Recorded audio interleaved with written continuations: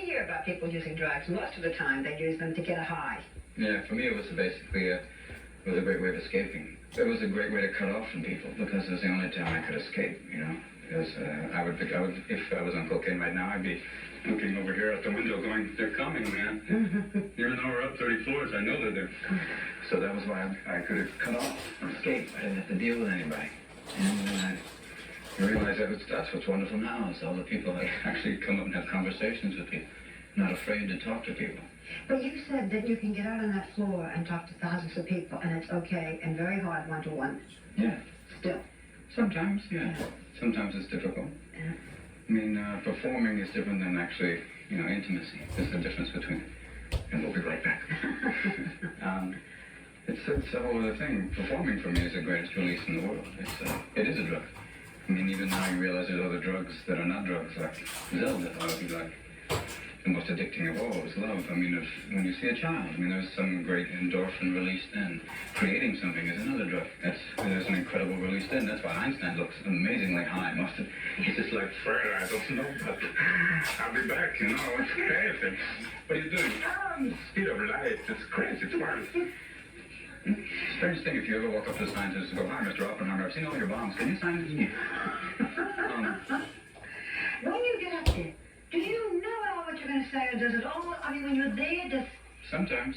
It's like an outline. Sometimes I have that, or sometimes there'll be times where I just go out and try stuff, where you have like an idea, especially now with things flying, just to come up with a premise.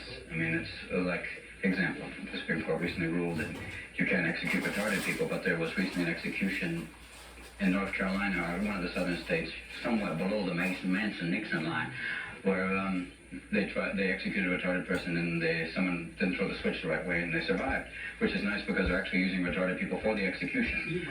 Don't be afraid. So this is all part of it. You try stuff. I can see the look at you right now, like. I mean, that's because to me, I think that's tragic. You can take anything and make it funny. Well, it's not trying to make it. Well, it obviously didn't work that well the way you was looking. I look at you. You look like a deer. Yeah.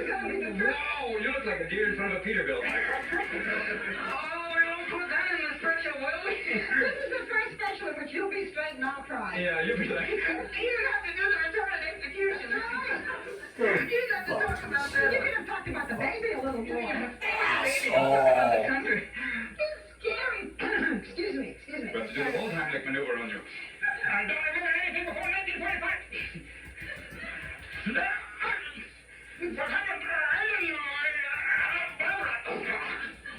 I was in the forest. I was not a Nazi. I was picking nuts. I was a Nazi. I was cracking walnuts. I never meant to do it.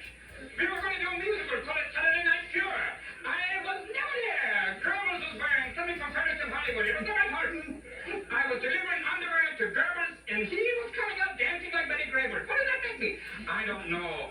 They were crazy that way. We woke up, we were in Poland. It wasn't anybody's fault, you know. I think I'm warmed up now. I think you're... We shall walk.